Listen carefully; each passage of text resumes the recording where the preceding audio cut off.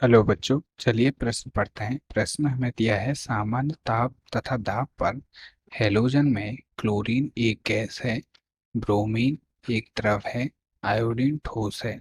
यह इसलिए है कि विकल्प ए, क्लोरीन के अणुओं के बीच अंतरा आणविक बल दुर्बलतम होते हैं तथा आयोडीन के अणुओं के बीच ये प्रबलतम होते हैं।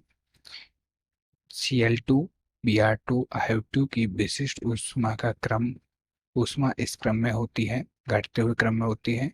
और घनत्व का क्रम क्या होता है? I2 Br2 और Cl2 से घटता है। और स्थायित्व का क्रम है I2 Br2 Cl2 है। तो आइए प्रश्न की मुख्य अवधारणा समझते हैं। देखिए, जो हैलोजन है हमारे हैलोजन हमारे क्या है? F2 Cl2 Br2 और I2, ये हमारा हैलोजन है। जब हम ऊपर से नीचे जाते हैं तो हमारी क्या है?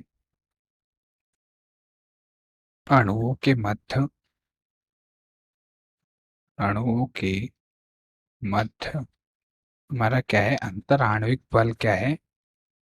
प्रबल होते जाते हैं। मध्य अंतर आणविक बल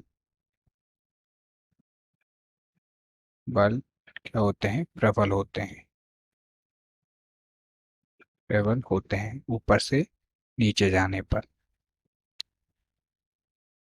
हमारा कोई कोई अणु ठोस है, द्रव है, गैस है, इसका निर्धारण कैसे होता है?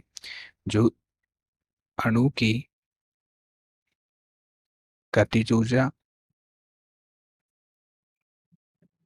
ऊर्जा व अंतर आणविक बल है। अंतर आणविक बल की साम्यावस्था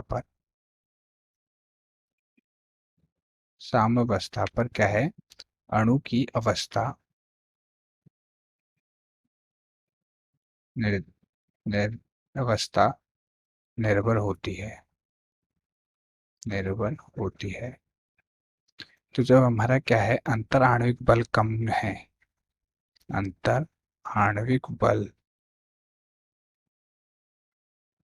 कम है, तो हमारी क्या है? गतिज ऊर्जा है अधिक होगी।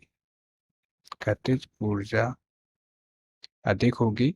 और जो हमारा अणु है वो क्या होगा? गैसीय अवस्था में होगा। गैस अवस्था में होगा।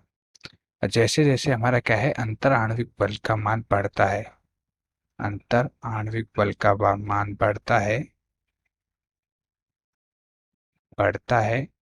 तो हमारी क्या है? गतिज ऊर्जा कम होती है। गतिज ऊर्जा कम होती है। और जो हमारा अणु है वो क्या है? गैस से ठोस अवस्था की ओर बढ़ता जाता है। बीच में क्या है? द्रव अवस्था में होगा। तो अतः प्रश्न की मुख्य अवधारणा से स्पष्ट है कि हमारे प्रश्न का सही उत्तर क्या है? विकल्प ए है। क्लोरीन के अणुओं के बीच अंतर आणविक बल क्या है? दुर्बलतम होते हैं तथा आयोडीन के अणुओं के बीच ये क्या है? प्रबलतम होते हैं। इसलिए हमारी जो क्लोरीन है वो गैस है, ब्रोमीन द्रव है और आयोडीन एक ठोस होता है। जबकि विशिष्ट ऊष्मा का जो हैलोजन की अवस्था पर कोई निर्भर नहीं होता है। इसी प्रकार घनत्व तथा स्थायित्व पर से इसकी हम व्याख्या नहीं कर सकते हैं। अतः हमारे प्रश्न का सही उत्तर क्या है? विकल्प ए है। आशा करता हूँ आपको प्रश्न समझ में आया होगा। धन्यवाद।